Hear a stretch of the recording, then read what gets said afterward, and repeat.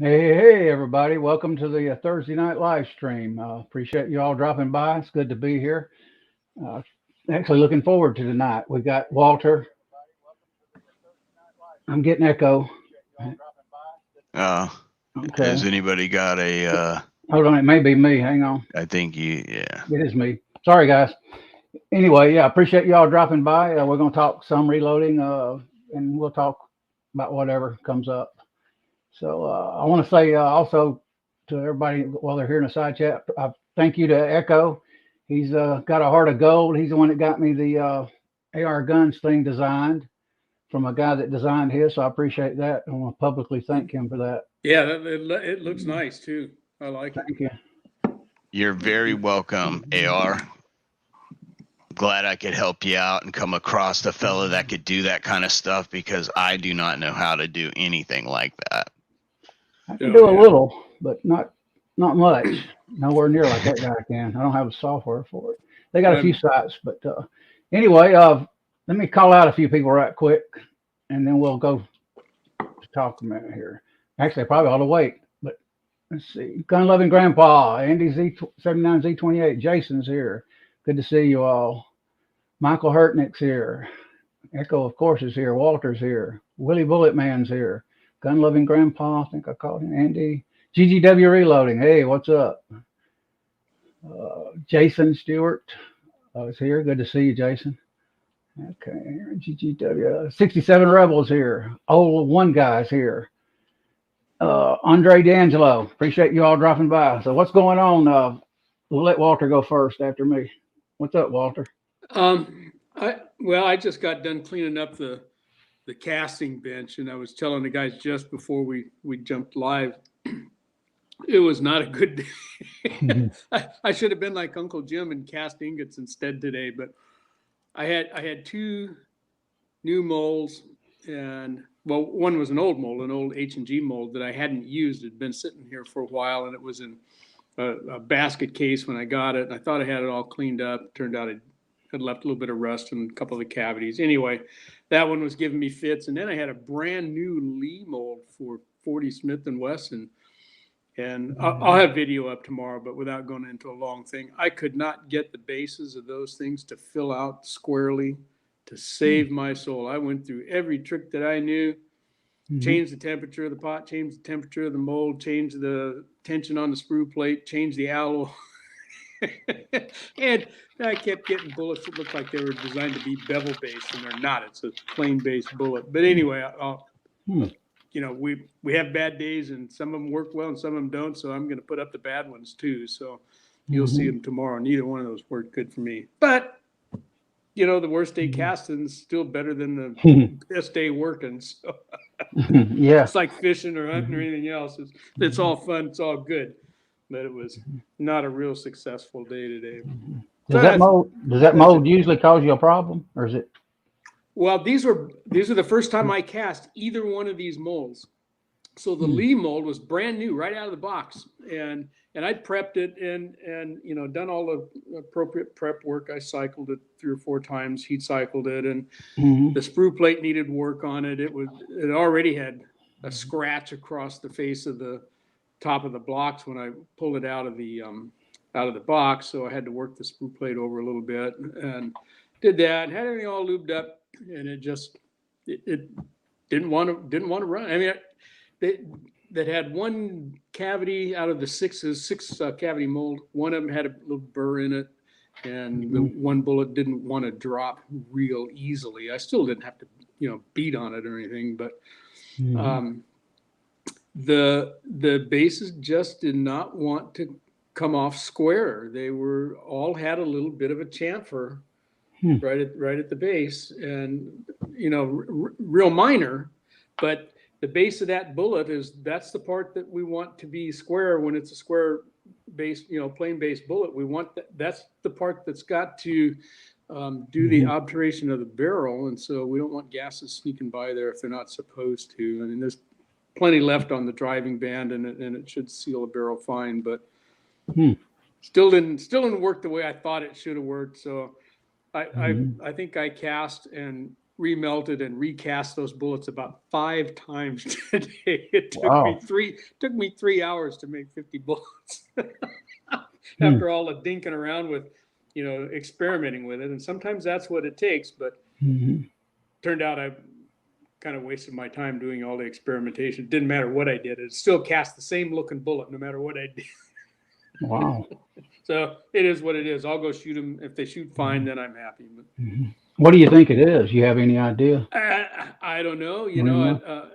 The first couple of drops that I made, I looked at the mold, I opened it up, and I go, "Dang, was this supposed to be a bevel-based bullet?" And no. And you look at the top of the blocks when you break the sprue off, and they look good, but they just didn't want to fill all the way out. And I added more tin and hoping that would do it, and I ran a gamut of temperatures from 660 all the way up to 730 with that mold in 10-degree increments. Didn't matter what I did. It still did the same thing. So I said, all right, the heck with it.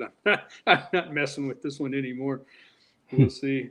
Maybe next time it'll work better, but it might have just not been my day today. And the other one was a Hensley and Gibbs mold. And you've seen me cast those. They usually run really well.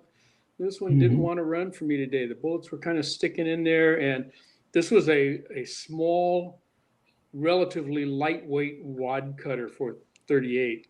It's 135 grain wad cutter with a crimp groove. So it's a type 2 wad cutter, and it was really, really rusty when I got this mold. I got it really cheap, and to be honest, I bought it mostly because the handles looked good. And sometimes you can find a good set of mold blocks with no handles on them. I think I paid $50 for this one, and I thought I had it all cleaned up and gotten most of the rust off. The cavities were in pretty good shape. The rest of the mold looked like it had been soaked in water for the last 16 years or something. But turned out after I looked at it again, there was of the 4 cavities, there were 2 of them that still had a little tiny bit of rust right up near the top of the bullet in a couple of the cavities. And so that might have been part of the problem, but anyway, it is what it is. That one I just think needs to be worked a little bit more, but so it was one of those days. Nothing was really, jumping right out at me yelling, "This is a great day." Time before at the casting, I had a great day. Got everything I did turned to gold. Today everything I had the brown touch today, I guess. But anyway, so that's my story for the day. Like I said, it's all good. Good day. Still a good day casting. It's all fun. Yeah. I want to eventually get into it. So what's up? What are you doing, Echo? What's going on with you, brother? I've just been, working on the channel, and just wanted to give a holler out to my good buddy Guns and Barbecue, the man behind the logos. Oh, okay. Yeah. That's who made both our logos. So, or whatever you call the little what do you call those? Thumbnail, avatar. Avatar, whatever. I call them thumbnail. Yeah, whatever. Yeah. It's the little design when you're, turning your camera off. And thanks, Guns and Barbecue. Yeah. You are the bomb, diggity. He's in here, Guns and Barbecue. I appreciate it a lot. I like the design. It's absolutely great. I would have never thought of it, actually. What's ironic about that story, I told Echo this story. I got a big giant canvas with of the same kind of guy, Minuteman, on an oil painting that needs some restoration. And it's about 10 foot wide, about 8-9 foot tall. And it's almost like the size of a wall. And it's actual real oil painting on it. And it shows a Minuteman, the flag and everything, and a Minuteman like that from the old colonial days. Oh man, that sounds cool. The only thing is I got to restore it. So go ahead, Echo. Didn't mean that. I was just going to say thank you to. No. I was kind of listening to what you were saying about the restoration of the thing. I've just been. I'm supposedly getting some brass tomorrow or the next day, some 7.62 by 39 Starline. And I'm going to do a video on pouring some Cerasafe in the muzzle of my SAR-1 Romanian AK. And I'm going to pop that back out and give it a measure on the lands and see what my bore is. They can be anything, I've been told, from 308 diameter all the way up to like 313. No, So boy. yeah. And but here's the thing. I've been shooting wolf ammo in it, and I know wolf ammo is like 311, 310, 311, something like that. And if I've been shooting that without any pressure problems, and I've been shooting it and it's been at accurate, then chances are it's not 308. My barrel's not 308 and it's not 313. It's probably closer to 310 or 311. And because when you take a round and you put it in the muzzle, that's like the old, if you're at the gun show and you put an AK round in your pocket. Well, this is what let me tell you this first off. Don't do this nowadays. Okay, this is back from the 80s when you could actually go to gun shows and have ammunition in your pocket. Do not do this today, because you will go to prison. But it used to be that you could go around these gun shows, you walk around, see a guy with AKs on his table. You could ask him, hey, do you mind if I check the bore for wear? And if they said no, you didn't want the gun. But if they said yeah, then you go and you would remove the muzzle brake, the slant brake, and you'd put the AK rounds very gently into the muzzle where the crown is, and you'd put it in. And if that bullet stopped, right, it depended on how much bullet you had sticking out, have actual copper jacket you could see. If you had like 1/4 of an inch, that was a pretty good bore. You got some where it would take the damn neck of the bullet up in there, and those are guns that they've seen a lot of rounds down the pipe. And that was just a quick way to reference AK barrels, if they're burnt or not. But when they started producing them with Century and bringing them in by literally the boatload, they were bringing them in from China, they were bringing them in from Romania, Russia. And when that was all still going on, they had a bunch of different barrel manufacturers building barrels for them. And some of them were to spec, some of them were a little out of spec, and it varies. So I'm going to go ahead and slug it just to show everyone, hey, this is how you slug a barrel using SaraSafe. And I mean, it's not rocket science. So hopefully I don't spill any of that 200-degree molted alloy on my arm or leg. Let me ask you a question, Echo. Who made your rifle? What country did it come from? Romania, but the rifle, I got the rifle back in 94, I think, 95, during the Clinton rifle ban.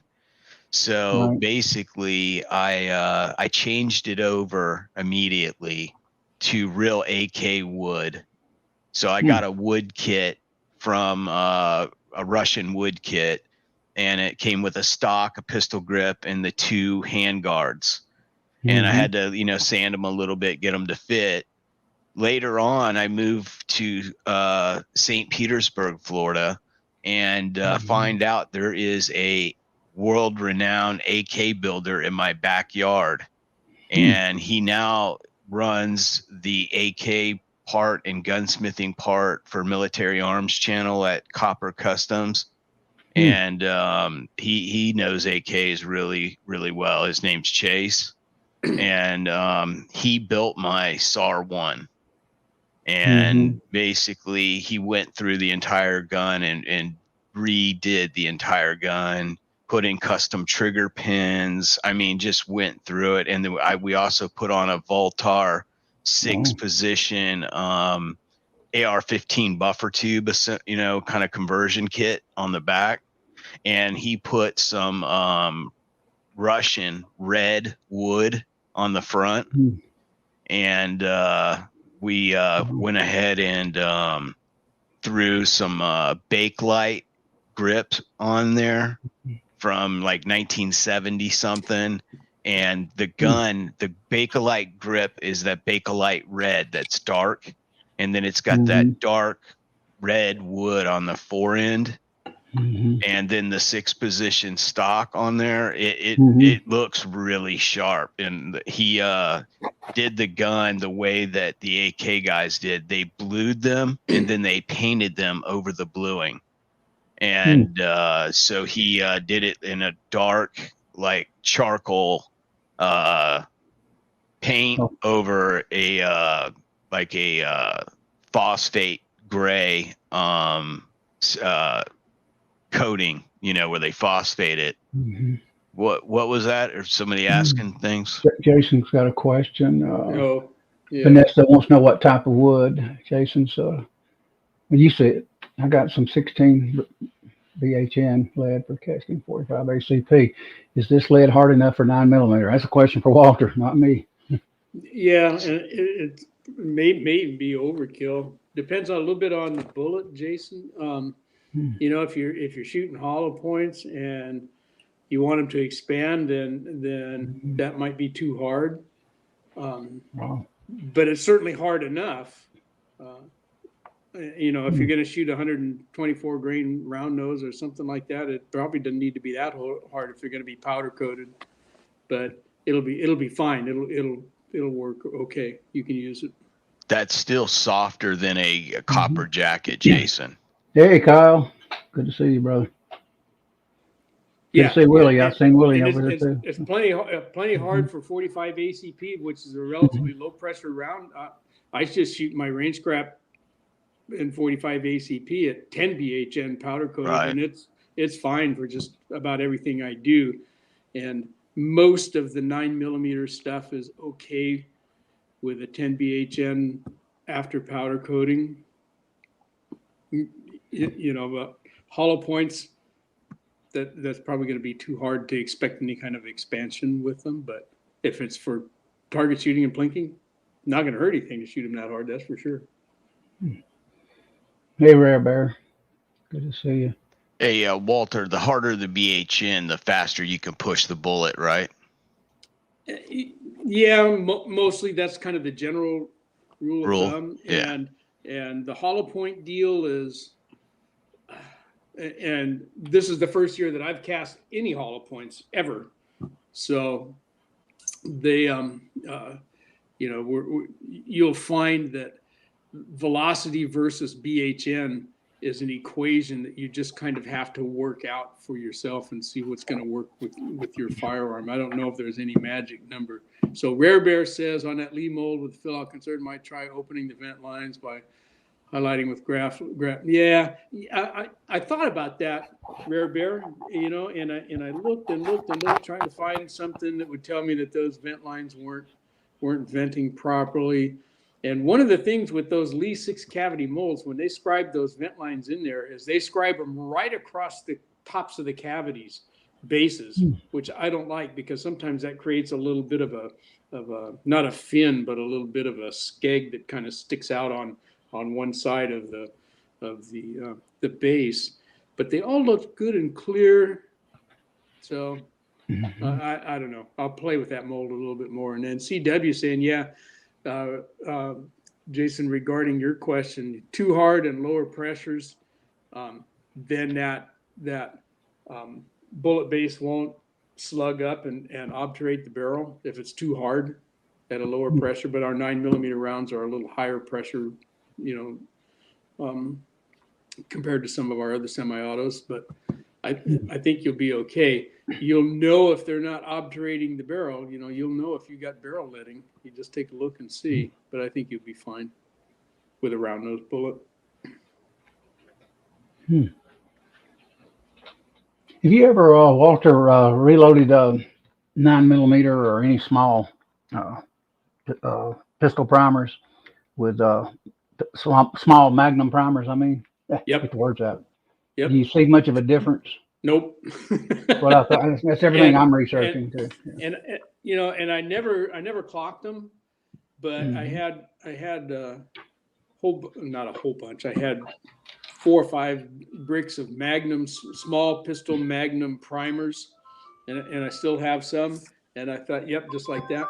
Mm-hmm. So, kind of at the beginning of the primer demic, I thought, Mm-hmm. well, I'll give these a try. And lots of guys have, and I didn't notice any difference but you got to remember that I'm not shooting at 50 yards anymore. I'm not even shooting at 25. I'm shooting at 7 yards to 10 yards most of the time. So I'm shooting in pretty close. I'm not going to see a whole lot of variation on the target with any kind of variation in velocity, but certainly it did not interrupt the function of the firearm at all. Hmm. They worked fine. Yeah, that's everything I've researched and looked at. I heard one guy one day said something about you might could see a few feet difference, but he wasn't even hardly recordable, even with a chrono. And, I don't do a chrono. I just load and You shoot know, and I test. think you're always better sticking with with published load data when you can, and if it says use a small pistol primer, use them Yeah. if you got them. But sometimes times are hard, and you got to cook with lard instead of canola oil. Hmm. Yeah, I got I think 8 months ago, I can't somewhere I got 1,000 for $44 during the shortage, and then all of a sudden they shot up in Athens, Georgia, like 120, then down to $89. I think now they're about 69. Problem is now they're not getting any. They tell me. um, So. yeah, but here's the thing. They are coming in large batches, but they're being broke up into small amounts. And Hmm. Midway, Brownells, those stores, those are in RSR for the gun shops, and then the really big gun shops will buy direct. But Yeah. for most things, they're taking metric tons of primers, and they're breaking it up over gun stores, the big distributors and the big gun stores. And you will see, like, even Midway USA, they had 41s first thing this morning. Bam, it was 6 o'clock in the morning. My buddy called me and said, go to Midway USA if you need 41s. They're got them right Hmm. now, and they were $80, or I know they were 80, or I want to say they might have been 88 or $89. Then Hmm. you've got your hazmat, and you could only get one type of thing.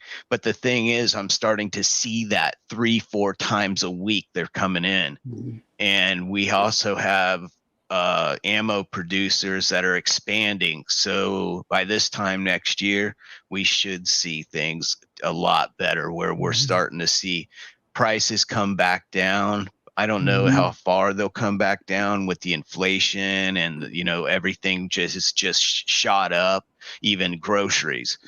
So Huge. with that, we may see a small increase over, probably, if you're paying $45 for 41s, you're probably going to pay 65 now. You know what I'm saying? And then you're going to have hazmat on top of that, but you'll be able Yeah. to get them. Yeah. I know that the ammo, factory loaded ammo is a little more obtainable than it was 6 months ago out at my gun club. Boy, we run plumb out of just about everything. Hmm. And so the shooters who came in that weren't reloaders, were coming in expecting to be able to purchase ammo there, and we just didn't have anything, not even rimfire. Now, at least we have most of it, of our handgun ammo anyway. We're starting to get a hold of some shotgun ammo again, but it's expensive still. If you got to go out and buy 45 ACP at the gun club, it's going to cost you 90 cents every time you pull the trigger. And that's Hmm. just, it's just heartbreaking to me, because that Yeah. means all of those people that have purchased all those new firearms over the last 2 years, it can't go out and practice, or it's difficult for them to come, more than once every couple months. You go out and shoot 100 rounds, it's going to cost you $100. Man, pricing. Yeah. You can do a lot of other stuff for $100. I did see on the forum today, Reb Tyree posted some, was it small rifle primers? I'm not positive on the primers, but he posted, and I was late. He did it in the AM. I didn't see it. And I went on, I think it was Midway got some primers in, he said, on the post. Yeah. I thought, oh, man, I think they're, what, $79? I can't remember now. Yeah, I think that's what they are. I have a little bot that goes and checks the Midway's primer page, and it just all it looks for is if anything on that page changes. It monitors the page for small pistol primers, and it it comes back to me within just a short amount of time when they have something available, but it's always gone by the time I get there. So somebody's got to have another bot going that automatically sticks it in their cart. Oh yeah. And sends it to them, Yeah. And I don't know how to do that, but I don't want to pay $100 for a brick of primers, which is close to what it would be by the time I paid the California tax plus shipping plus hazmat. I've had the opportunity to buy some past, well, I'd say 3 or 4 months ago. I think there were 89 for 1,000. I still wouldn't do it. I said, no, I'll wait. I'll pass. Yeah. Just forget it. And I've still got enough to last a while, and I have more large pistol than small pistol, but I've been shooting the bejesus out of my large pistol primers with the 45 Colt and the 45 ACP and 44s and whatnot. And I've still got maybe 15,000 large pistol primers, but I'm down to about what do I have? Maybe 9,000 small primers plus a few boxes of magnums. So that's enough to last me another 18 months, 2 years, maybe, if I continue only shooting 100 rounds a week, which is all I'm doing now. I used to shoot 400 rounds a week. Wow. But not now. And who is it just said $90 at Midway? I think I've seen that, Kyle. The Kyle, 41s. yeah. Said $90 at Midway. Holy cow, for the 41s. Yeah. That's what I saw this morning. I could have ordered them. I've got a buddy that's got the same little thing that you've got, Walter. He's the little checker, whatever, the little bot, whatever. Right. And he texted me because I get up every morning at 5 o'clock. So he texted me at like 6 o'clock, which means he was up at his house probably at 4:30, and he texts me and my phone goes off and I know it's primers or it's powder. So I just go to it and I'm like, oh, okay, primers 41. So I click on it and I go to Midway and I'm like, oh, wow, that's still $100 a box. I'm like, oh, limit 1 box too. So they're getting you on hazmat too. So they got you coming in going. That's what I used to call push me, pull me, because they're going to push you and pull you as they get you. And I have no doubt that our quantities will come back in stock, and we'll be able to purchase them. I'm just fearful that the prices are not going to go back to pre-pandemic level, and we may end up going down to your LGS and having to pay $75 a box for primers from now forward. I hope not. I hope that that the supplies will come back and be strong enough that the supply and demand rules will bring the prices back down. But yeah, well, I'm hoping. Here's the thing.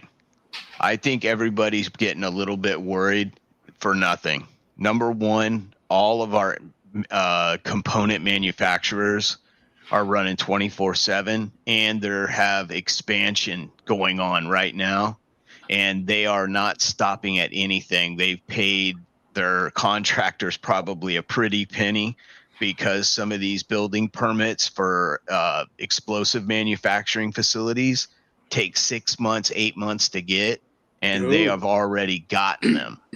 Okay. So that I did not know. I had not Yes. heard that component. And I don't know, a month or so ago, our friend Jerry 1911 was talking about we're still, the supply chain is still kind of broken. We're still not getting material from overseas, even in country.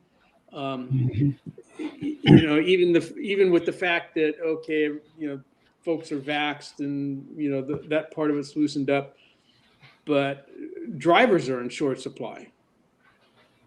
You know, a bunch of folks got laid off, as we all know, and a lot of those people are having trouble trying to get get up and go back to work when the government's going to pay them to not do that. So that part of the supply chain is still not 100%, although it's better now than it was at this time last year. That's for sure. I know that the stuff that I've ordered online is getting to me faster than it was, but.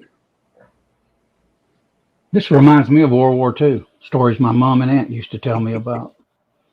The whole world you know, there was struggling.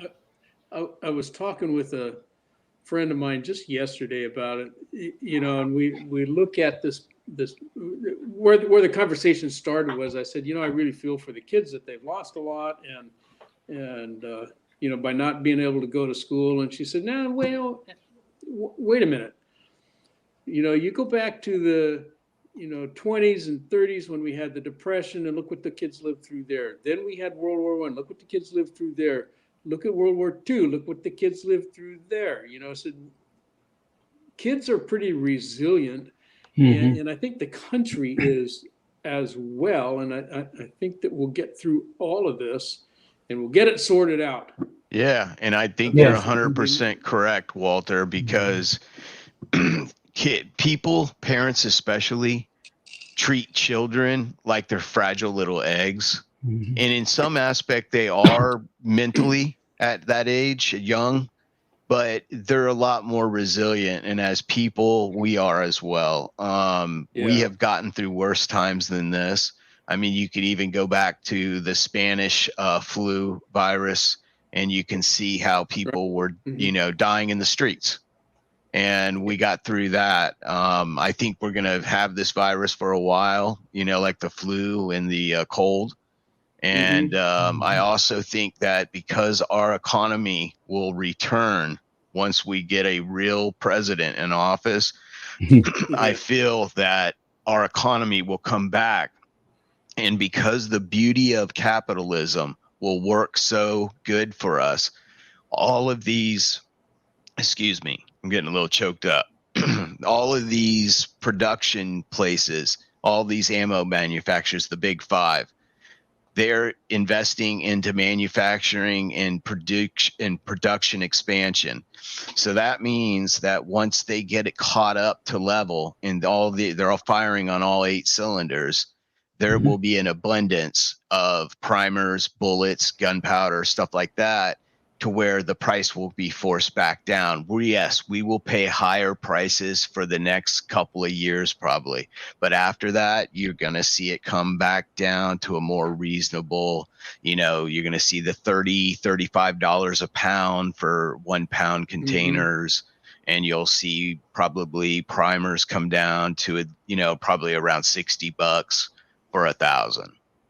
Yeah. And John's hand loading says the price won't come back down. They did before, John. We had a similar issue. Well, since I've been shooting, about 3 or 4 times now, when ammo and reloading supplies came into short supply. And it wasn't all that long ago when I saw primers being sold for $8, $10 a sleeve. I'll say that was 10 years ago. I can't remember when that last one came through. And, you know, we thought, well, maybe they'll come down and maybe it won't. But a lot of us got caught with our socks down on that one. And that's why I still have primers in my closet today, is because I learned from that one. But the prices did come back down, you know, and we were able to get, you know, primers for some, you know, anywhere from 2.5 to 4 cents a piece on your doorstep for a long time, until just 2 years ago, when previously they had gone up to $8, $10 a sleeve. Yeah, if we pressure our leaders to act, they will, and things will get better. I remember under Reagan, I remember gas was $1.25 for regular back then. Reagan got in under Carter. Reagan came in, gas went to 80 something, 83, 88 cents a gallon. Yeah, under him, just dropped. And so things do change and prices do get better here. Yeah, things come and go, and we learn from experience, what kinds of things, well, we can stock up on this and that. And there's stuff that I'm, good on. I wish that I had more primers than I do, but compared to everybody else, I have plenty. I got nothing to complain about. I'm still shooting, and I'm not concerned that I won't be able to shoot 12 months from now. 36 months from now might be a different story. I've seen that, Reb. That's outrageous. Yeah. And yeah. Can you imagine? I bought some powder here last year when we were still having a hard time. I thought I paid $220 something for it for 8 pounds. I says, oh Lord, that's kind of high. Probably $30 more than usual. But I bought it anyway. Yeah. It's $335. But I will not pay $400 for 8 pounds of powder. They can keep it. There's no way I'm going to do that. I had about this time last year, it might not be in that long ago, I was able to get a whole bunch of that 700X, and that's why you've seen me on my channel loading a bunch of that stuff. But I bought 1 pound of it. It was the gun club had it. They had some 1 pound jugs, and so I thought, well, I'll try it and see how it goes. And it worked pretty well. It was different. I had never used a powder quite like that one before, even though Unique looks a lot like 700X and kind of behaves like it in some aspects. But I tried it and I liked it. And I went back out and they had 3 8-pound jugs left. I should have bought all 3 of them. $129. And so I'm working off that one. And that stuff, goes so far. It doesn't take much. For one thing, you can't fit too much in a case, but it doesn't take a whole lot of 700X to get your bullets up to velocity. So, but $400 for 8 pounds, no, boys. I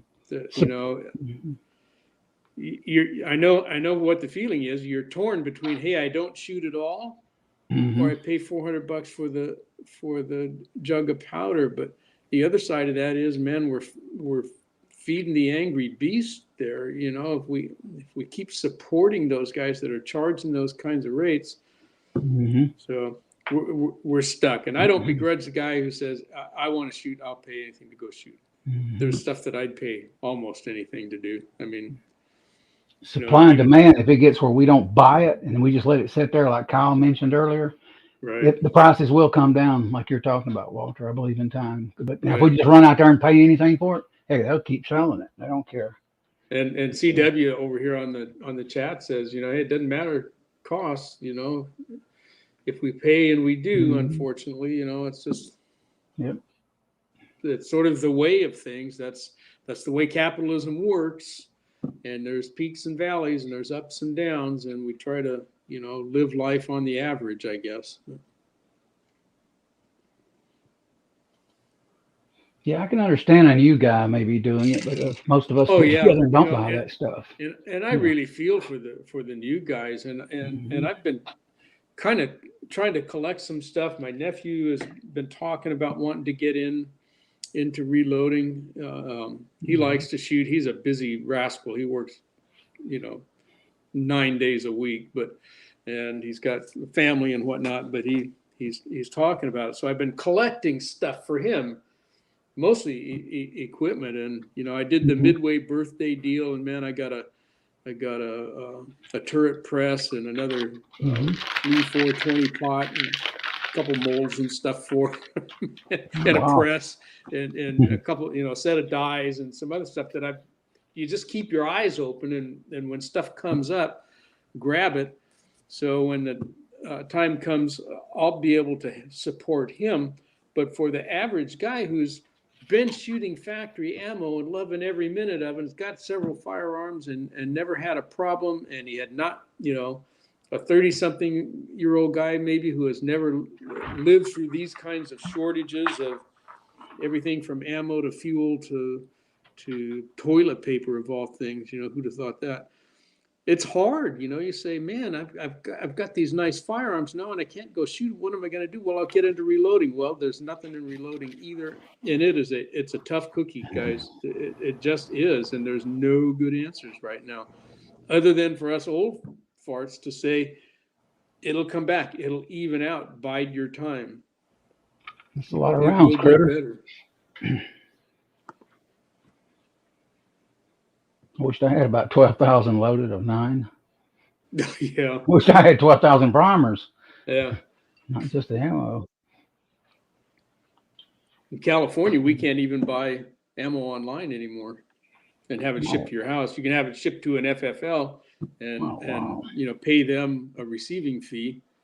But I got a whole bunch of factory ammo sitting in the closet. Not a whole bunch, like maybe 5,000 rounds of 9mm that I bought right at the last minute, literally, when our California laws were going to go into effect. They said you couldn't ship it anymore. Man, I got myself a whole bunch of rimfire ammo and a bunch of 9mm and a bunch of 45s. Most of my 45 ACP stuff I've shot up already, but I still got a case of 9mm. I probably ought to just shoot it because it's got primers in it. I should ought to be shooting that instead of my own primers, I guess. Yeah, I'm hoping the country don't go like California. Because what they're doing out there, they want to do here everywhere. Background checks, ammo. I even heard one time they wanted to do reload. I know, and it's terrible. I feel almost guilty about being a Californian. That saying, as California goes, so goes the country. And gosh, you can't be sheep. Don't follow California. California's lost too. This state doesn't know where it's going. Yeah, true. I'm not shooting a past year, Michael. I'm just loading. And pretty soon I'll probably won't even have primers to load. I'll have to start bagging for primers. Hopefully I'll get a few coming online or something. If I can get for 69 sets, I'll probably do 69 for 1,000 small rifle. But that's about as much as I want to go. And you know what? If I found them in the local gun shop, so I didn't have to pay shipping and additional hazmat at $70 a brick, I'd probably buy some. I wouldn't pay 100 yet, but the last time I bought primers was about 10 months ago, and I live real close to the Hogue Pro shop, and so which is handy because they do some nice work with custom grips and whatnot. But they handle Dillon for one thing, and they have a decent selection of reloading stuff. Anyway, I walked in there one day just for grins and said, "Hey, you got any primers?" "Yeah, we got some large pistol primers. How many you want?" And I said, "Can I have a case?" I said, "No, we'll sell you two bricks at a time, and that's it." So I bought a couple bricks, but they were $50 then, which, compared to online was a deal. I went to Bass Pro a few weeks ago, and they says they didn't have no powder out, no primers. I said, "Do you ever get them in?" "Nope, we don't even get them in at all." No. They had like one little shelf with a little bit of reloading gear on it. They used to have like 2 powder primers, all kinds of stuff, brass, you name it. Didn't hardly have anything on the shelves. Yeah, I agree with that extortion. Yeah. And Uncle Jim's got he's got a good point. The worst you can do is pay extortion prices. But, if you're starving and you've got money and someone's going to sell you a loaf of bread for $20 and you have $20 and your choice is to, starve or not eat, it's not that bad, of course, with shooting, but if you're a dyed-in-the-wool shooter and you've got no other choice, that's a tough nut to crack. Do I pay that money or do I just not shoot? Yeah, I can't answer that question. I'm not in that situation, so I don't know what I would do for sure. I might take up a new hobby for a while. Go buy a new motorcycle or something. Appreciate you dropping by, Reb. Yeah, I'm gonna keep looking online because I didn't realize. I was telling them earlier, Reb, that you had a post, I think, on the forum about those primers. But I just think it was 9 something this morning. I wound up 4 or 5 o'clock looking. I was Yeah. sleeping, snoozing.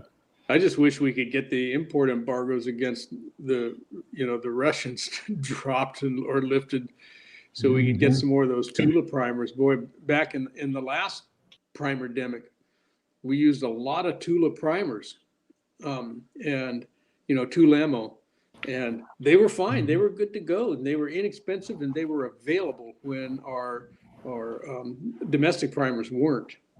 And they kind of carried us, and a lot of us bought bunches of those things and went through them, like soda pop. Man, we polished. I probably shot 15,000 of those Tula primers. See what Jason says here. There we go. This is funny. Check that out. Primers are like good women. Someone else has them, and the ones available aren't worth the cost. Good one, That can be true. Oh Lord.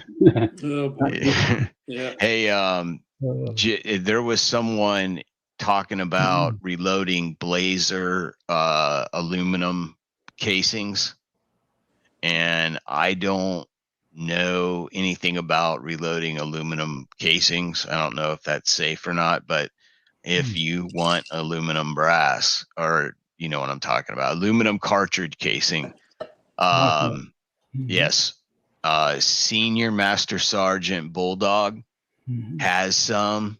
So if you happen to see him, or you can give me your information and I will pass it along to him if you want them. He's got a whole crap load of 9mm, some 40 and some 45 as well. He's sorting brass right now. He wanted to let me know. Has anyone ever did aluminum on here? I've never tried aluminum. I get so much, standard brass casings out at the gun club, that I've not had a need to, so I just toss them. But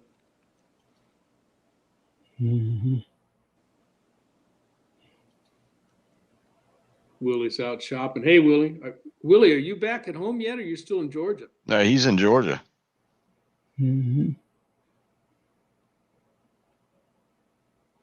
CW, yeah.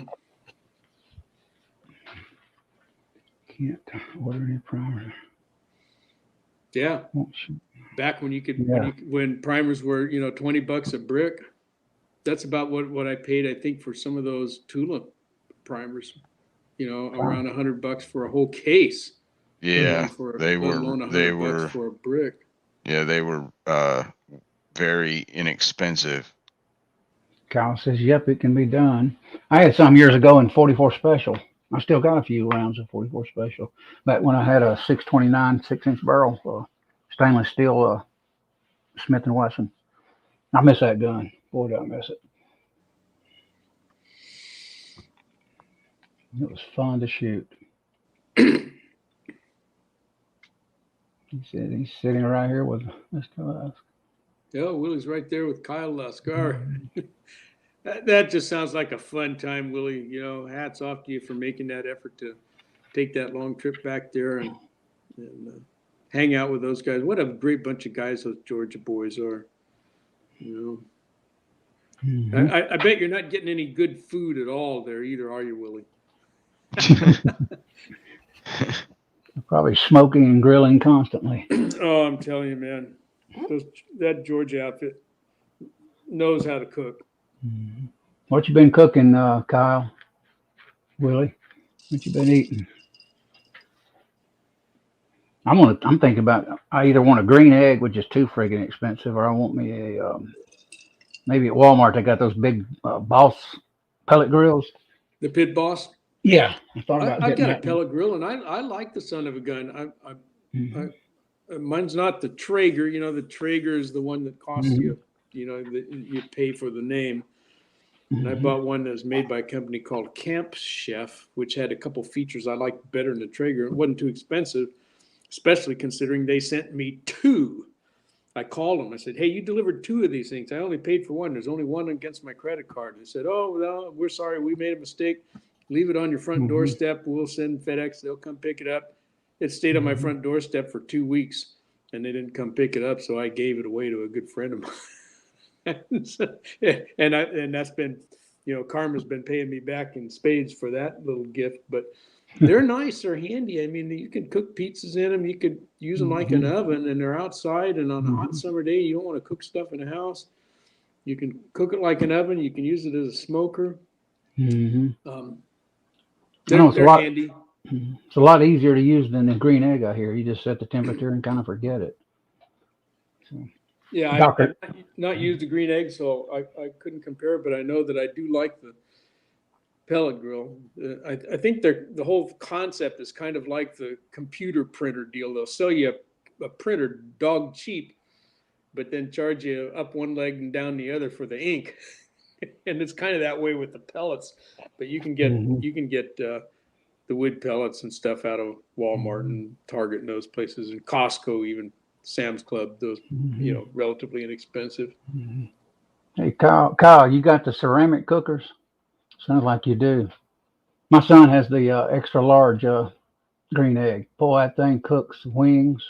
You can eat the wings the next day and they're still moist. They're still smoky flavored. God, it's good stuff. You couldn't believe it. And that's all they did was just go. We went straight to, I think it was DeKalb Farmers Market here in Georgia. And they had the wings cut right there in front of them, which I don't even think you can do that now, probably during COVID. And they loaded it up. We come home and his wife soaked it and then they cooked it. Oh, boy, it was good. I get a kick out of watching Preacher's Day Off. Boy, that rascal, he's pretty good in the kitchen. That boy, he knows his okra when it comes time to do some barbecue or do some hot sauce. He's good at it. He's fun to watch too. I need to watch him a little bit more. I was watching him years ago when he was having trouble getting one of these, I think the 308 to shoot, if I remember. Wasn't shooting very accurate or something. He got rid of it. That was years ago. Probably 5 years ago. Can't even remember now. Yeah, he hasn't been doing a whole lot of shooting videos. He's mostly about his gardening and cooking lately, which is fine. That's interesting to watch too. My dirt's not rich enough out there, but you know what I've been doing? I've been throwing watermelon out there next to a 55-gallon drum. Now, I have had a garden out there in that area. And I walk out there the other day and I see these big vines running out around the garbage can. So I cut them with a mower. Now they look almost like a big giant tomato plant leaf. I walk over there and there's a watermelon this big around and about a foot and a half long. It actually grew from my seeds, just throw it down in the grass. So it's still out there. Yeah. If I hadn't killed damaged the vines, I think it would still kept growing. And I was shocked. I planted them years ago here, and I could not even get a watermelon to grow. But, and that the way you do all that hard manual labor, going out there, till the soil, fertilize, and irrigate, and then one grows from a stinking seed that you spat out of your mouth, probably. Yeah, you're right there, Jason. Georgia boys. Things gets expensive. I end up shopping too much too. That's why I haven't really bought one. That's hilarious. Boys, I'm going to take off and maybe let somebody else can pop in here. Maybe CW or Andy or one of those boys can come in and jump on. But I'm going to get a few other things done, and we'll see you on the next go round, I hope. So I hope, God bless everybody. Have a good weekend coming up, and hope the weather treats you right. And happy shooting and casting to all of you. Appreciate you dropping by. Have a good day. Good night. All right, guys. Walter. Take care, Walter. You want to come on, Critter? Who wants to come on? I'll give you a link. Just us two old farts in here now. Yeah, it's just me and old AR. So what are we going to discuss now? What the price of rice in China? I was going to do some reloading stuff and got off track. Just got to talking. You want to come on, Critter? Let me know. I'll send you. Well, actually, I did send you the link in a conversation from the forum, I think. I think you got a link. Let me know if you want one. Kyle, you want to come on? It's up to you. I ain't seen Kyle in a while. I got booted my internet went down last week. Remember? Oh yeah. Mhm. You always have crappy internet where you live. Comes at the weirdest times too. Yeah, you just have no control over it. Yeah, you lost your phone's Wi-Fi and everything the other night. You were like, ah, yeah. Mhm. I've been sizing some 9mm guys without the carbide die. I've been using Redding steel die, but And what are you getting out of it? What's going on with that? it's working perfect. The only thing I see that I could not with the steel die and the Redding taper crimp, I could not get the die to ever seep down in the ammo checker case gauge. Well, since I started using the Lee Classic turret, I mean, what am I talking about? Lee Classic turret. Lee Factory Lee's crimp. Lee Factory crimp. I should know the difference. But anyway, it irons it right out, man. It chambers Oh every time. That yeah. is a good die. I'm telling you, that's why I've been telling people for years about the Mhm. factory crimp. If you're using for rifle, they're awesome. If you're using it for Critter. pistol, they are awesome. What's up, Critter? Yeah, But the criminal fat guy showed up. Yay. Hey, you don't have the cocoa. You don't have the cocoa. Don't bring the cocoa to the show. I had that last August and last August. Holy shit! Twice. I'm glad that you made it through that. That was my biggest thing. I'm a 57-year-old fat diabetic veteran. I should be dead, according to all the experts. I'm glad you're not. I'm still living. Yeah, you got 7 years on me and a couple of less limbs, but I'm missing an eye, and I'm a type 1 diabetic, and I'm very worried about this catching this virus. You know, a lot of it is probably the media making stuff up, but obviously people have died from it, and people with pre-existing health conditions are usually the ones that I've seen that are the most frequently visiting a plastic bag. So I just try to stay the hell away from people. Mhm. All I did was sit in that damn chair, take some Tylenol, sleep it off, drink some water. What I screwed up on the first August was last year, August. Mhm. When I was taking all my diabetic medicine, that screwed me up.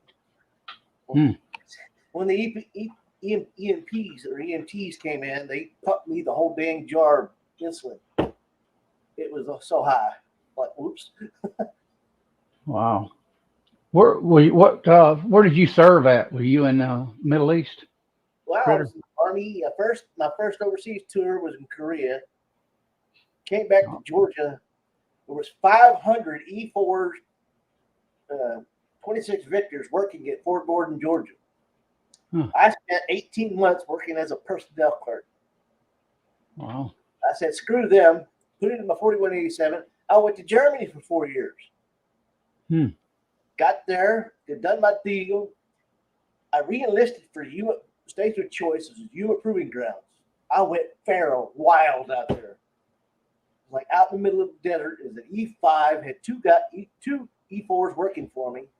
We went out and I took a steel grate of one of those cattle plates, threw it on a couple rocks, and we had steak every day.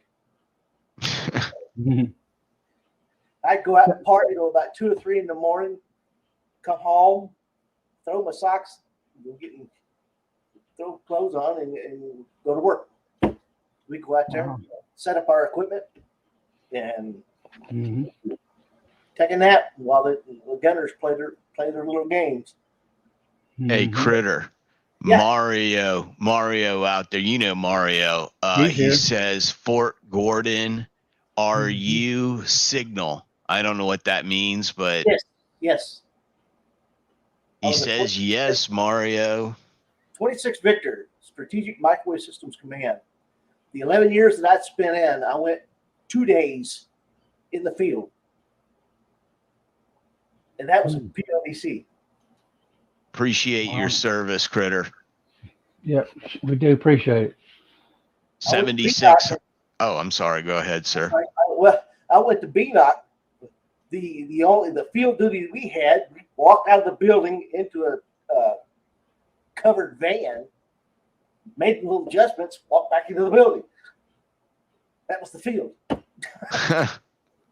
Then when I got back from Germany, from Germany to Yuma Proving Grounds, it was about 3-4 months later. I come walk into the office. Our commander at the time was a sergeant major. He's like, "You want to go TDY?" Said, "Sure, why not?" I went to Saudi Arabia for Desert Storm, TDY. I had a lieutenant, some jackass lieutenant. Kind of cool. You couldn't have done that. Like, you want to see the orders? Wow. We went in there, put a big communications facility in it, got 3 communications signal or circuits, basically from from Yuma, from Fort Meade through the UK back to Saudi Arabia, up and working. And that was our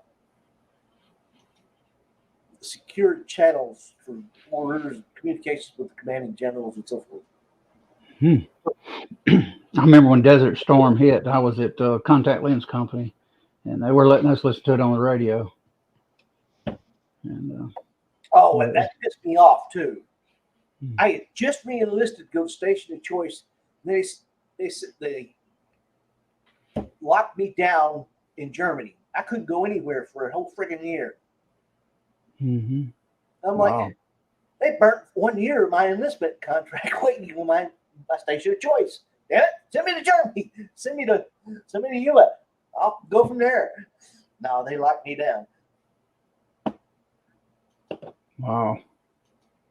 I never served. I almost had to do, I think, 1H holding in 1974, I think, or 73. I can't remember now. And I was H1 or something. I can't even call the number. And luckily, the Nixon wound down the Vietnam War, and I was okay. I certainly didn't want to go over there. I'm reloading right now. I'm just doing prep work on 45 ACPs. I must have 500 small primers and 500 big primers.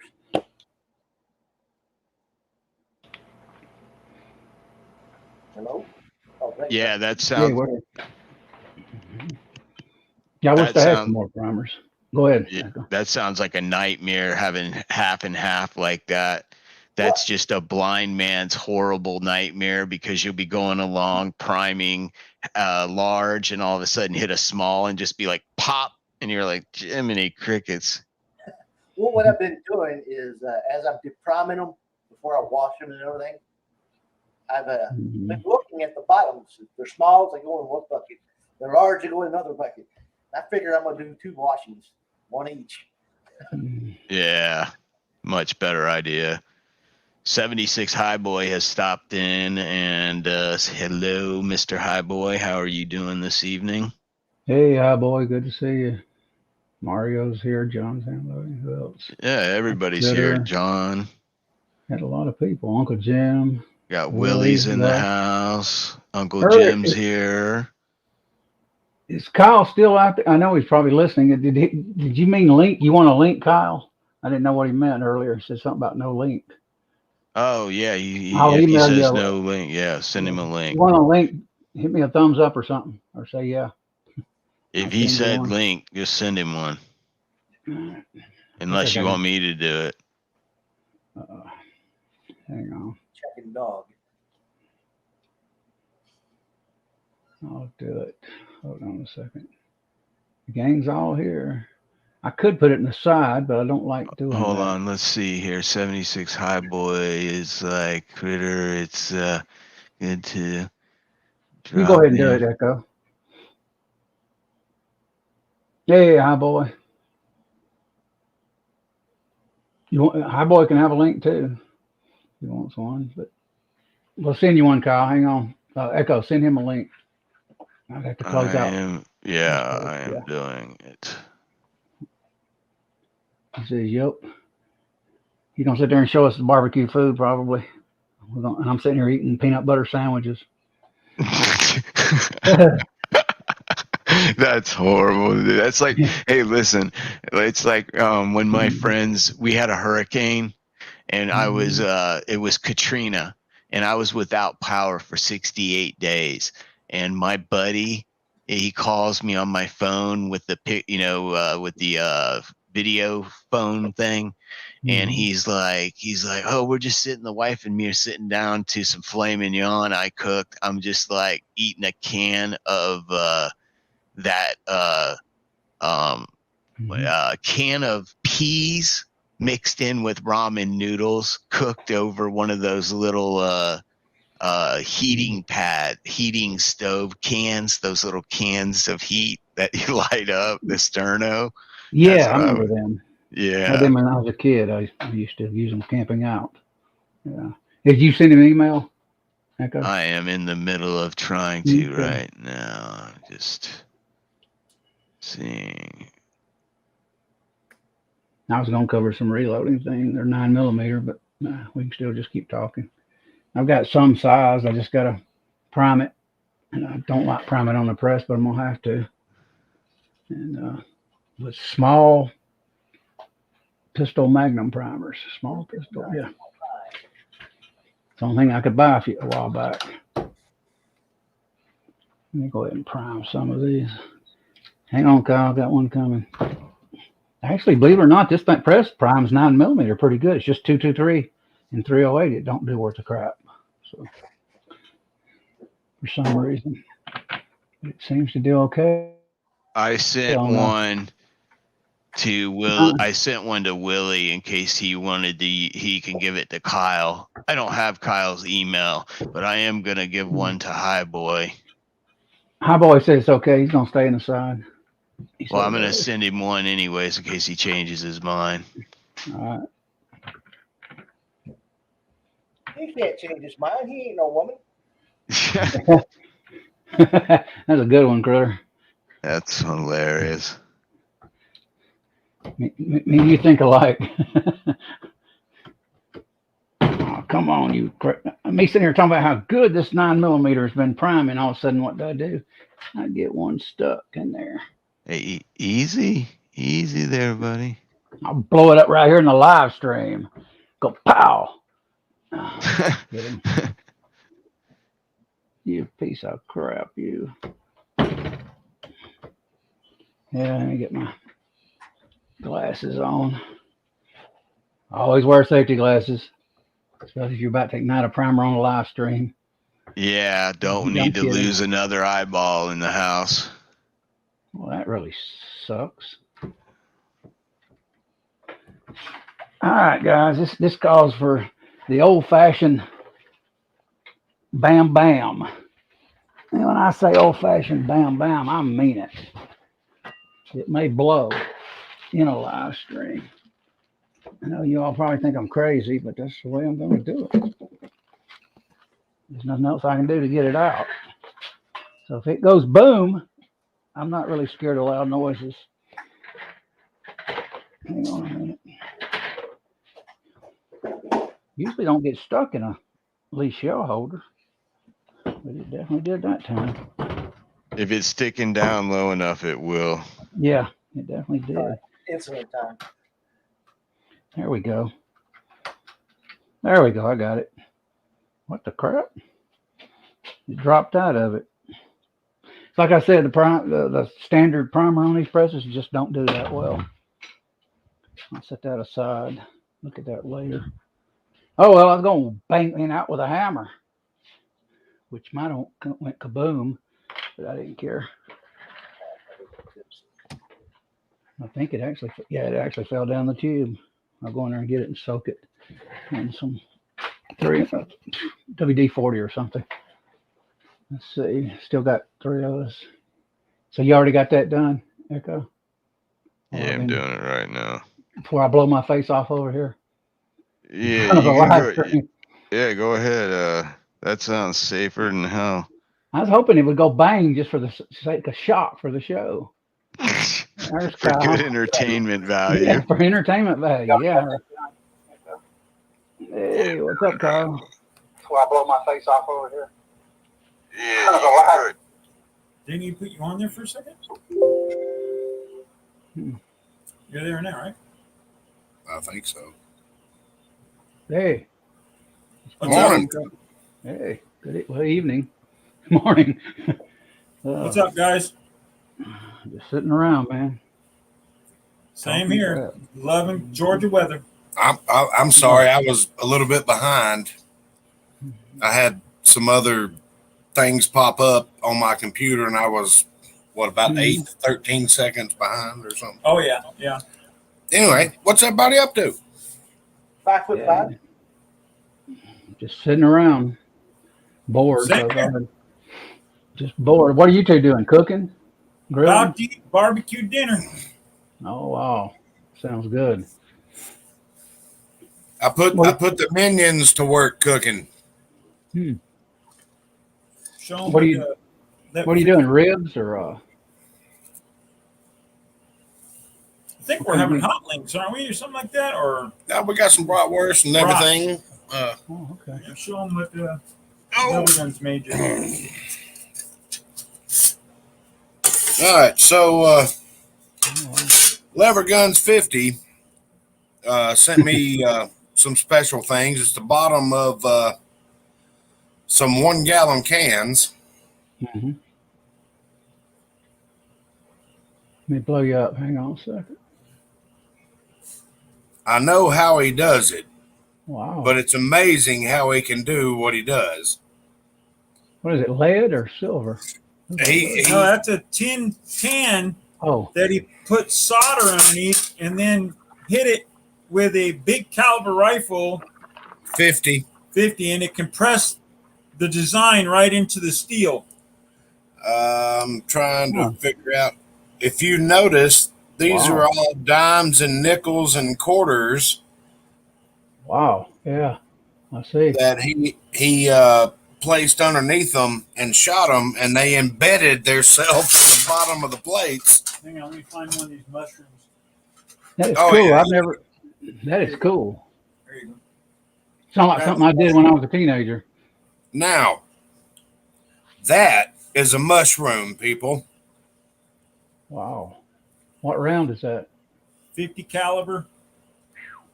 It's a 50. Oh boy. That I would not want to even be near anybody that got hit by that. I don't see the other one. Where's that big one? I'm trying to find it. Oh, here it is. Let's see. There you go. Echo, can you give Mario a link? All right, check this out. You see the base of the 50, right? Right. Mm-hmm. When they mushroom, it's a little bigger. Smoked. That's a deadly round. Yeah, buddy. That's a beast right there. I haven't weighed it, and I don't have a scale out here. I don't know what it started out with, but It's a big one. that's you don't want to get hit by That that. thing would kill anything. I've seen YouTube videos where it just knocked out in the Middle East. It would just blow through walls. Oh, yeah. Hell, they got special rounds that'll go through the wall, and then the magic happens. But Here's that solid brass. Kentucky Bourbon don't like Kyra, just some guys here. Good to see you, Kyra. Oh yeah, nice. Hey, you ready? there's a solid brass projectile. I don't know.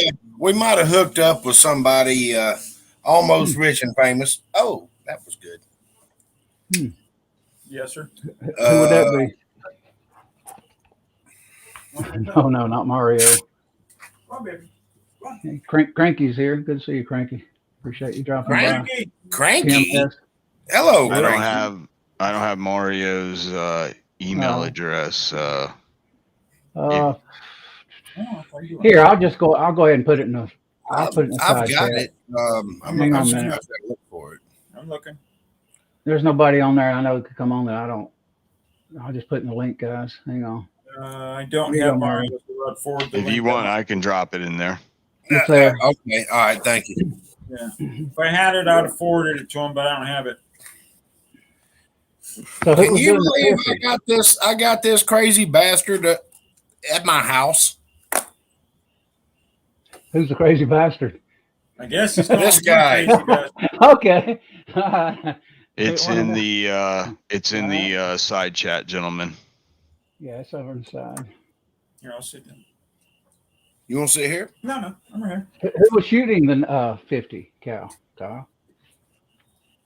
50 Lever guns 50. 50? Oh, wow. He got one, apparently.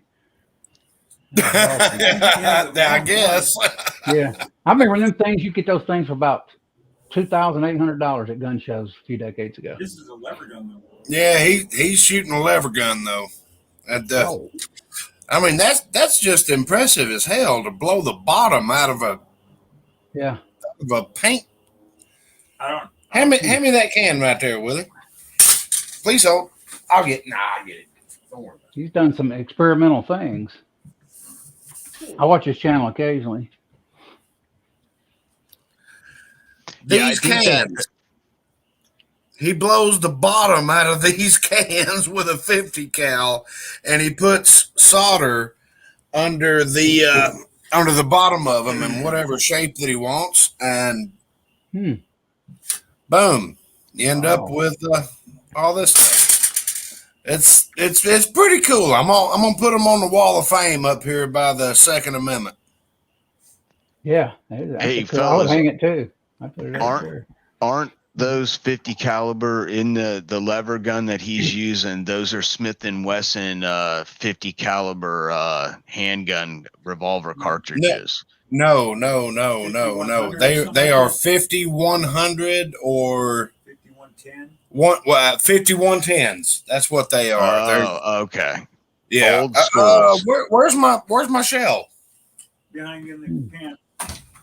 Hello, David. Hey, you're live on YouTube. Hey, Idaho. What's up? It's in the pot right behind it. Right there. We got everybody but the kitchen sink in here. These are 5110s. And that is a cartridge, folks. That's Let me blow it up, Kyle. Hold on. Yeah, that's a Show it big again. piece of brass. I have big hands. Sorry. Wow. That is a cartridge. You got those yabba dabba do hands, is what it is. Oh, Mario. Hi. Cool. Hey, I see my fellow 11 Bravos are in the house. Hey. All day long, getting ready to go to bed. Just wanted to hop on here and say hello. First of all, you're a brave man to have freaking Gimpy over there next to you, man. I'm telling you. Good Lord. Lord, everybody's picking on Willie, huh? Yeah. Anyway, Anyways, hey, you know, I love you, no homo. Just messing. Mucho homo.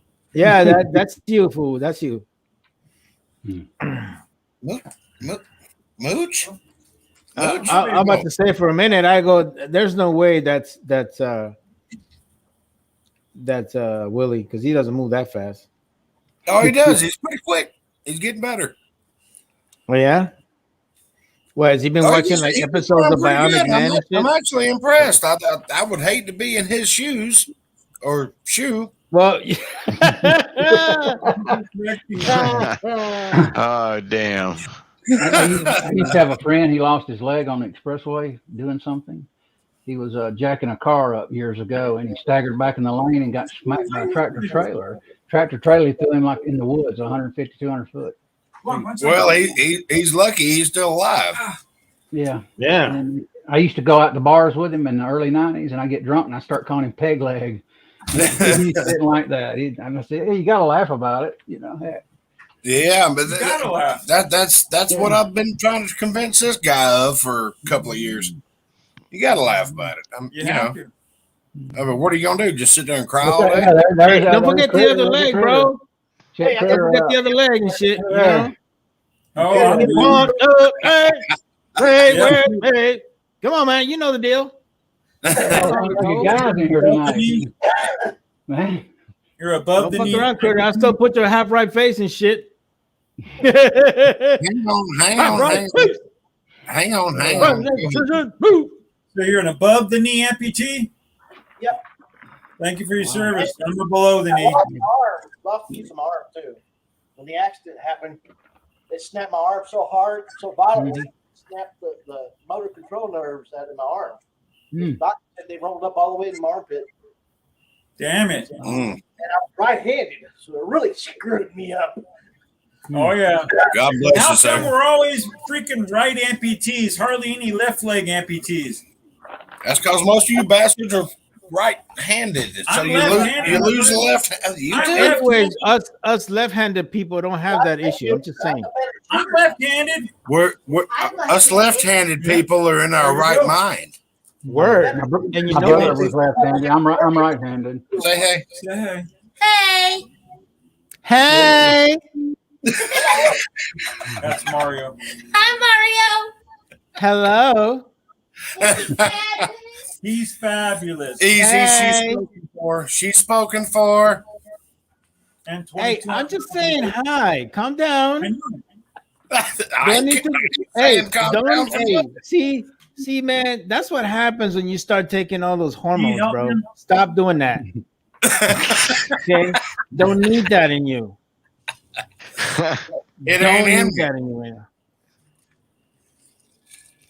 Let's see what's going on in the side chat for a minute here. Oh, Anyways, I don't know. I didn't pop it out where I could Jamie read didn't it. come by yet? Oh, we don't have a site yet.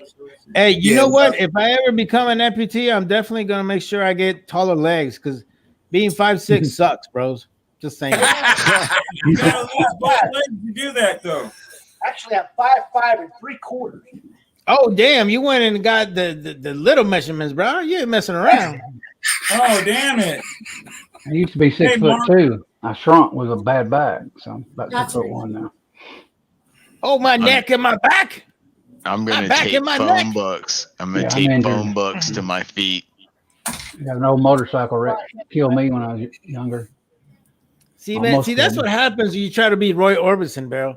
You know, if you Yeah, I stop know. trying to be Roy Orbison, trying to look all cool and stuff, Where's you're my gonna have glasses? that problem. Give me my Yeah, glasses and my Where'd my guitar. glasses go? Oh, here we go. There you There you go. go. See, y'all think I'm messing around? I know this stuff, man. Little Stevie Oh Wonder, yeah, right? you dude. Hey, they let people who got flat feet and are left-handed. I'm both. Yeah, I was both. As long as you can do the duck walk, you be all right. There really, I've told everybody this before, there really is a reason for you using these on the stream. Because if I'm over there looking, you won't see my eyes looking weird if I'm looking at the camera. So what you're saying is you got a cross-eye problem. Yeah, when I'm reading the side chat. Okay, got it. Because I'll be Yeah, like, he's wall-eyed.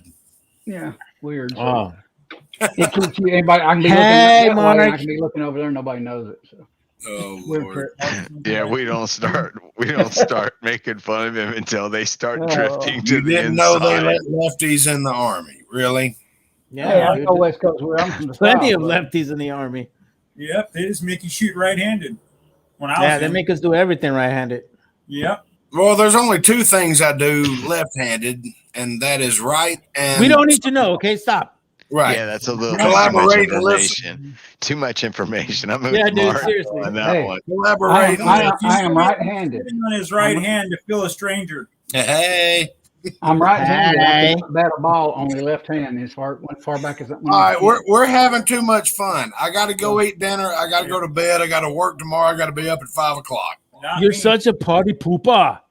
Appreciate Yeah, you coming I'm Why by. you leaving? I'm not the pooper. You want to stay on? You can stay No, on. I'm gonna The eat. laptop right I'm in. going to go eat. Sit back and watch a movie. All right, we're going to dinner. I just wanted to All hop right. on and say hello to everybody. Love Good you, to no see you. Good to homo. see you. Love you, no homo. See ya. Later, Bye, guys. guys. Later, man. Have a good one. My Good to attack see dog. Kyle and him again. See, sorry, man. You know, you get all these 11 bravos together. You're like, that happens. Just take over, dog. I'm Yeah, sorry. it got a little wild there for a minute. Oh, dude, man, that ain't nothing, brother. I've seen some of your chat. I want to go back to Germany and get that Schuster Award. Mhm.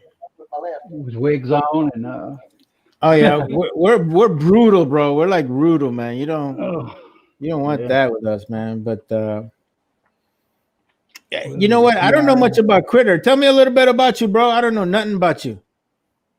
What do you want to Camera. know? Here we I go. don't Put know. the You camera tell me, homie. on. You're a signal guy. Third generation, dude. You're what? 83, got out in 94, married a back MP. Don't ever marry an MP. Okay. Ever marry an MP.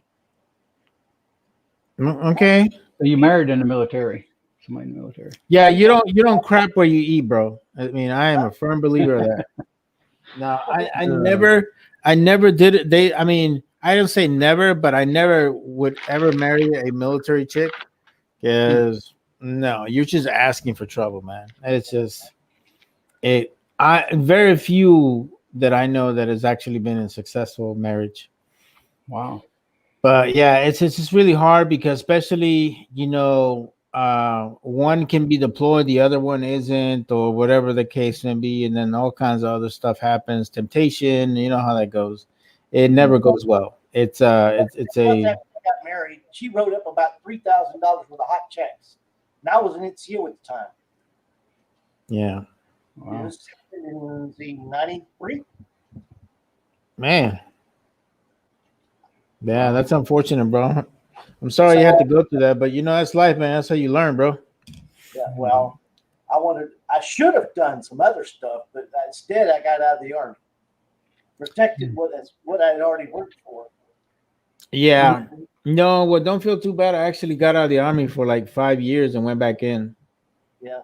I mean, I retired and everything, but Packed up my crap up, threw it in the barracks, got rid of her, and requested a 4187 for Germany or South Korea for a year. I should have done it, but that was. yeah, it's really tough, bro. But I came back, and I've been working for AT&T for 14 years. They downsized me, so I took part of my 401k, cashed it out, went to driving school, got my CDL. Wow. Really? For Wow. the first 2 years, I trained with different companies and so forth. Right. Last year, I made over about 300K that year. Wow. Good for you, man. Save that money, though, bro.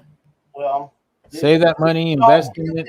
Damn toll, because I mainly worked up in the Northeast. This stupid toll damn near broke me.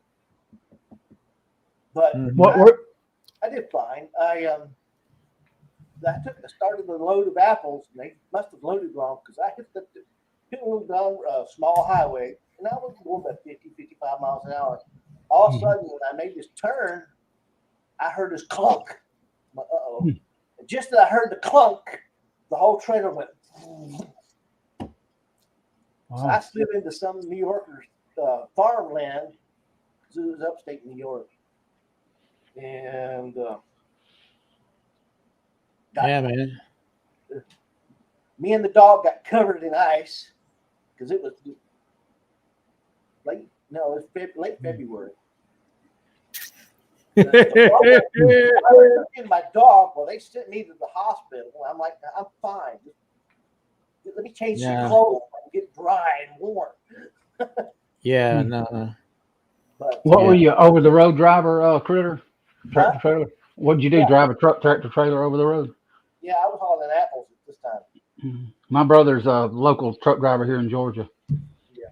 And he fell off his trailer here 8 months ago on his shoulder and damaged his entire shoulder. Pulled out the ligaments, tendons, and everything. 62 years old. The truck got damaged, so obviously I had to rent a car, throw the dog in, grab as much of my belongings as I could, haul ass back to Texas. Well, when I got home, I had a knot in the back of my shoulder, about like this. And instead of going to the doctor, I went ahead and just went with my parents. I had to stop off at my oldest son's house pick up some laptops I had him to fix for me. But I never made it to my mother's house. Wow. Going up a Yeah, hill, so- I got behind a flatbed on a bike. Mm-hmm. Had a car just to the left of me. Then it had less than a foot. What do you call it? Service road. What do you call it? Access. The side of the road. I had less than a foot between me and the guardrail. Well, the flatbed stopped too fast. I couldn't go to the left because of the car, so I went to the right. Well, it was just as that turn, the curve turned, I ran into the damn curve, crushed my right foot, broke my arm, and I wasn't going about 20, 25 miles an hour because I had slowed down that fast. But that's what happened.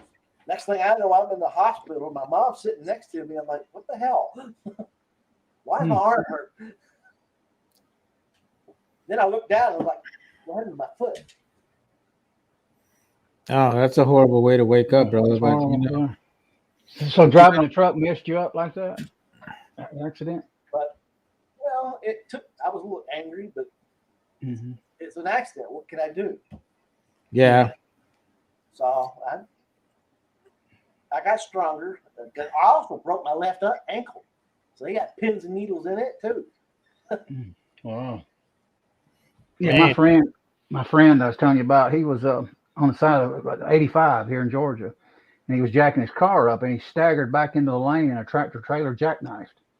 And when it jackknifed, it literally slapped him and the car out in the woods on the side of the expressway. It was a bad one, but I used to take him out occasionally. We'd go to bars, and I'd give him shooters, and the bouncer come and go, "Hey, man, your friend's had too much drink. He can't hardly walk." I said, "He's lucky to be walking." I said, he's not drunk. He just can't hardly walk one leg, much less drinking, along with it. And Yeah. he had a hard time. After I got out of the hospital, I was weighing roughly about 130 pounds. I had lost that. I was before the hospital. I went into the hospital at 185. Right. 45 days on intensive care, or what do you call it?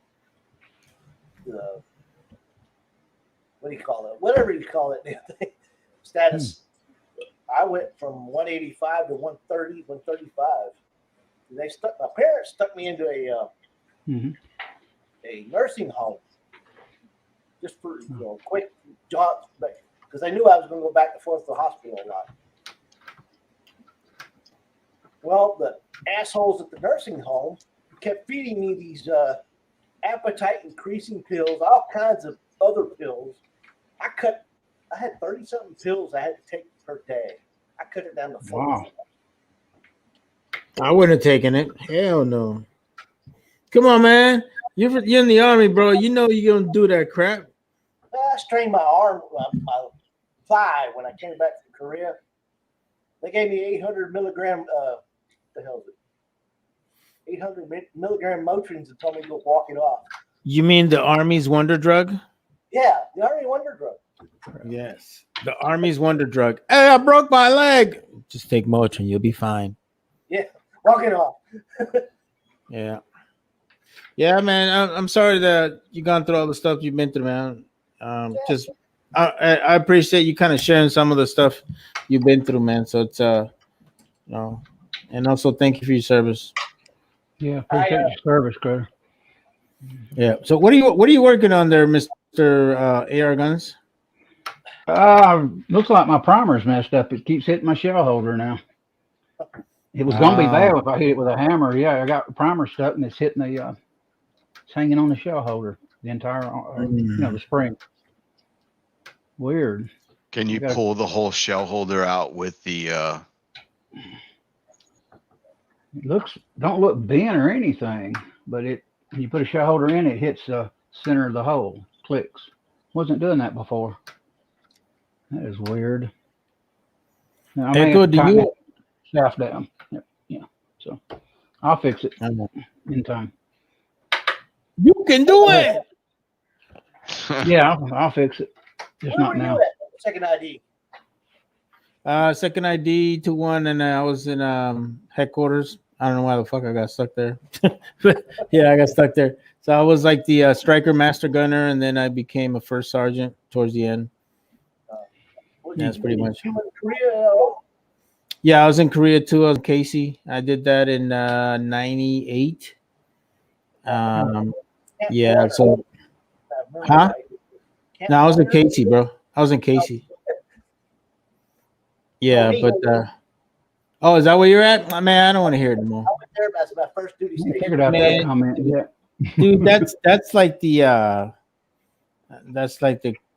Krim Shala or whatever you want to call it of Korea over there.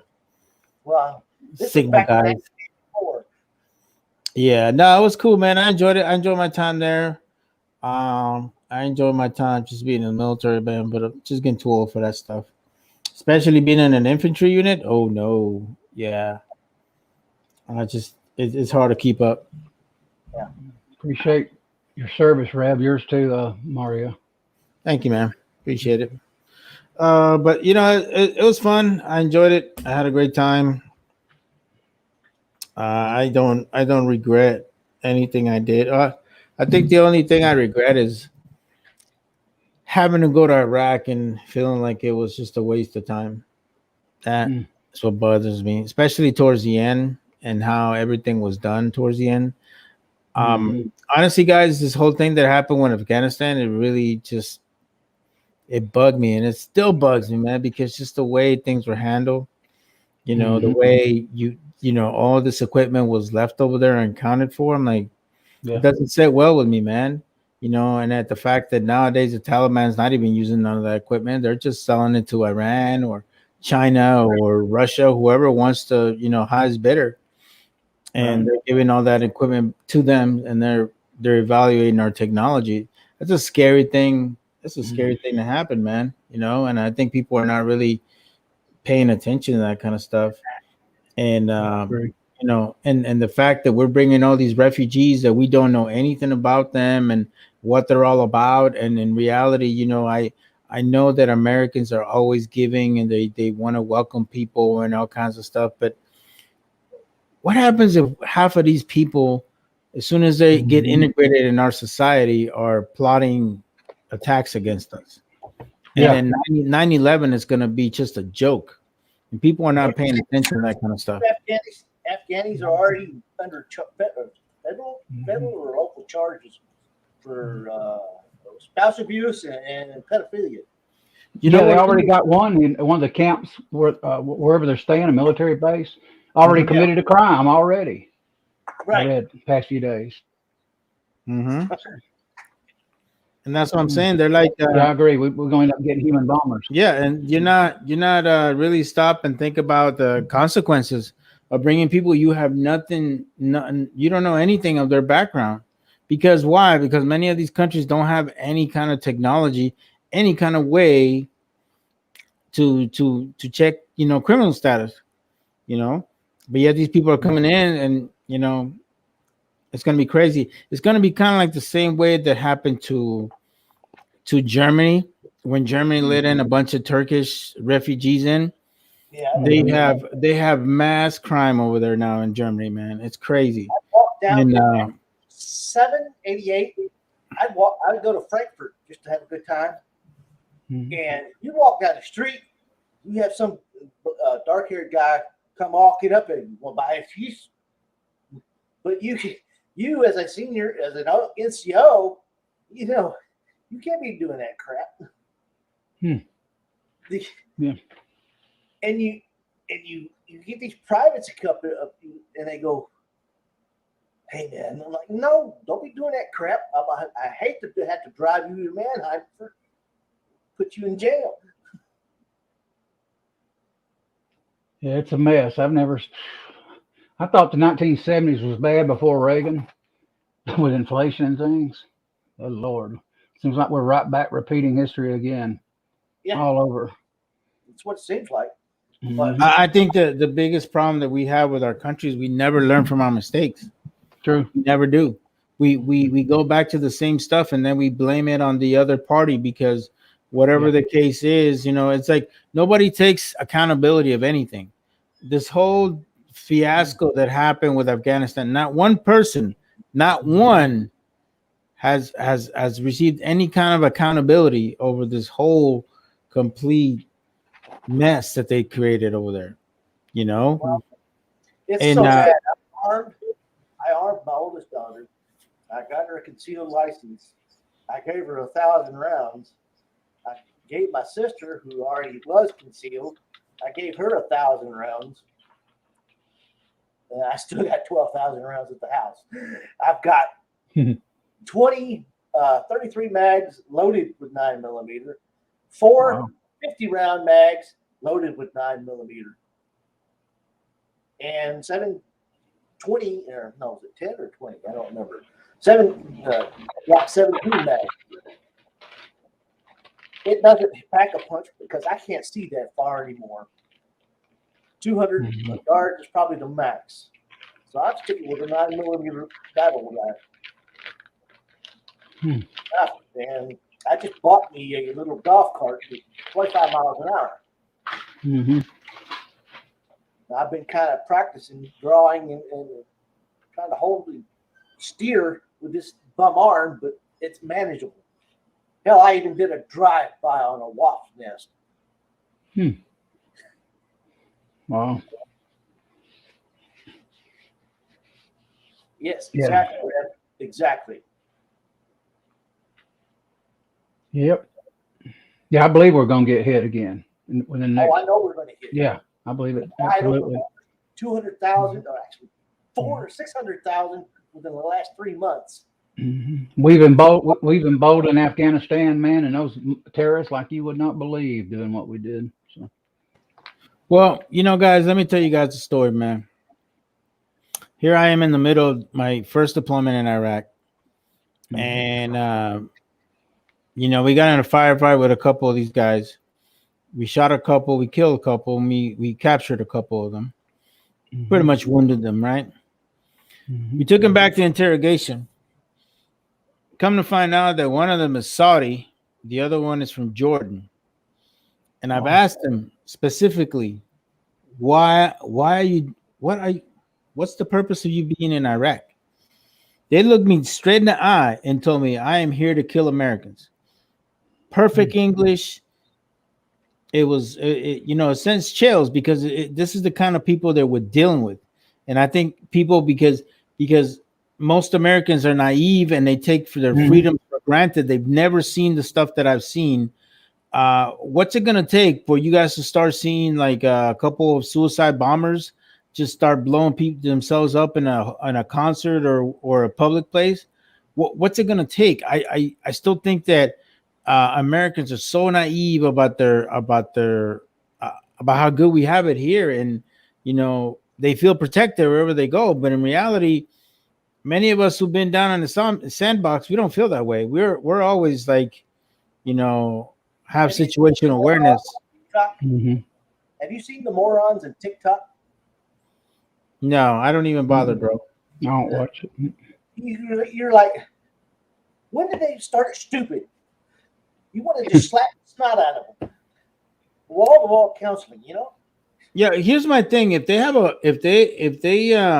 have some sort of opinion about how things should be or how things should become better or how we should do anything, do yourself a favor, serve, wear the uniform before you start making any kind of freaking comments towards me, and tell me or lecture anybody that's been out and about how we should handle certain things.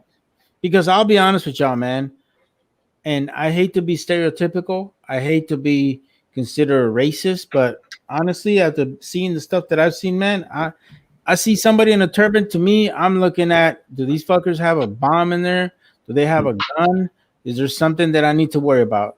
And many of them are probably just Americans, you know, going about their business or whatever. But, you know, to me, I'm wired different, bro. I look at things a whole lot different than most people do.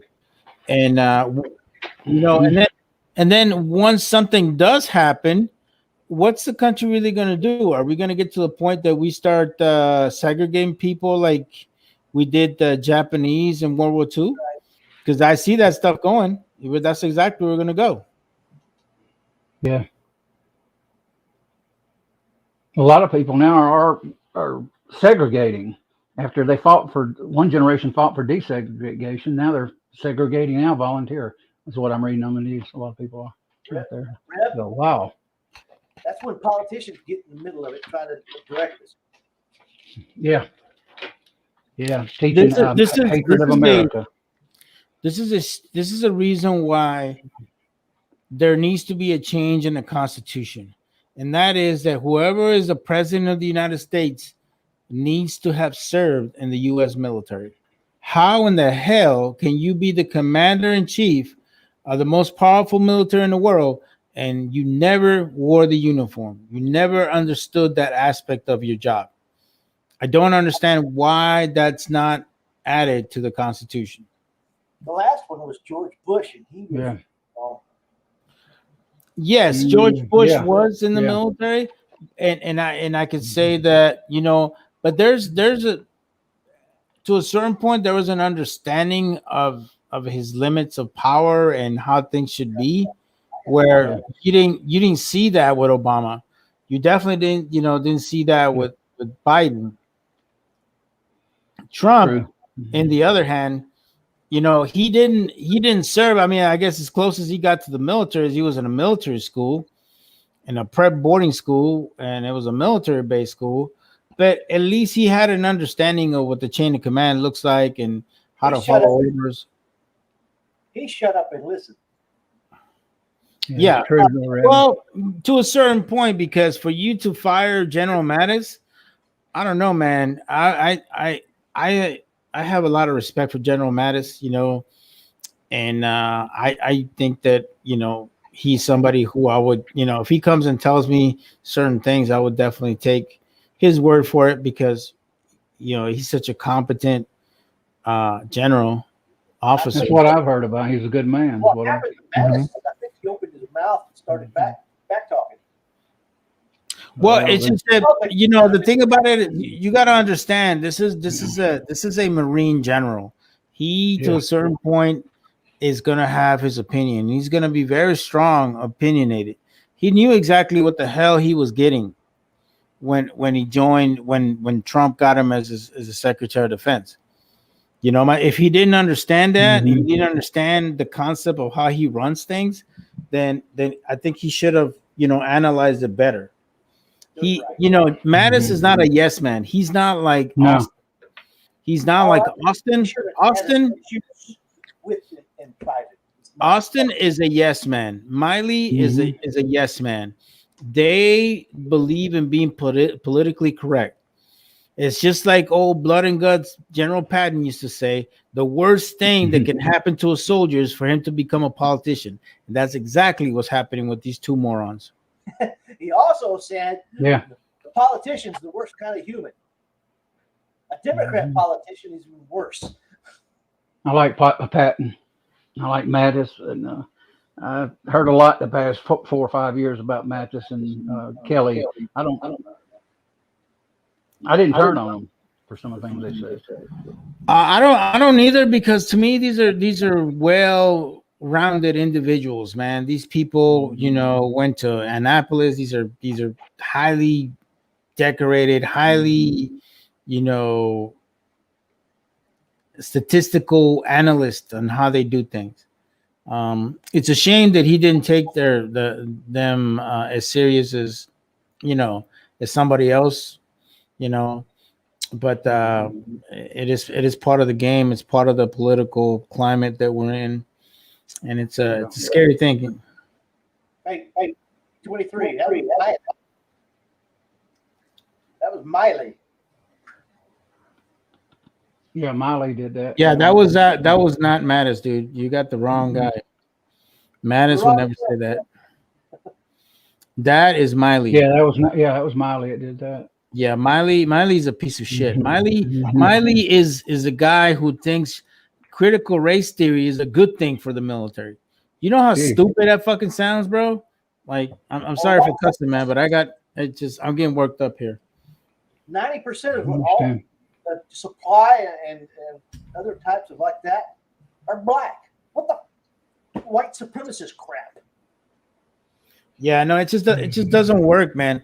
Honestly, man, in the 22 years that I was in the military, man, I didn't see color, bro, and I was never judged by my color. I was judged by what I could bring to the team and my talents, and that's how I rose up to where I was at. You know, that's one thing I miss about the military, man. Because I'll be honest with you, I've been working in a civilian organization in the past 5.5 months, and there's just not that sense of unity. There's not that sense of commitment. To them is to me, I feel like they're kind of like remember the old Janet Jackson song, "What Have You Done For Me Lately?" That's exactly what they're in. They're all about incentives and what we can do for them. And it's like, how about you just do your fucking job? I mean, I don't know. Mm-hmm. Maybe it's just me. After I got out in '94, I agree with some of the stuff you say, Mario. 3 months after I started there, they had a fiber cut. I'm standing there. There's nothing to do because everything's dead from St. Louis all the way up to Michigan because they cut the fiber in Chicago. Yeah. In the military, they taught you had to be better than AT&T. You had to be Johnny on the spot, get this stuff up ASAP. Mm-hmm. Okay. I get up there. I'm standing in the middle of the building along with 50 other people, specifically with the Northeast section. And I'm hearing this, well, we can't do much. We got a fiber cut. We got to do this and this and this. I'm like, what the fuck is going on? Well, like I said, we have a different sense of commitment when it comes to certain things. We like to take pride in whatever we do. And I'm not saying that not all civilian folks aren't like that, because there's quite a few that are.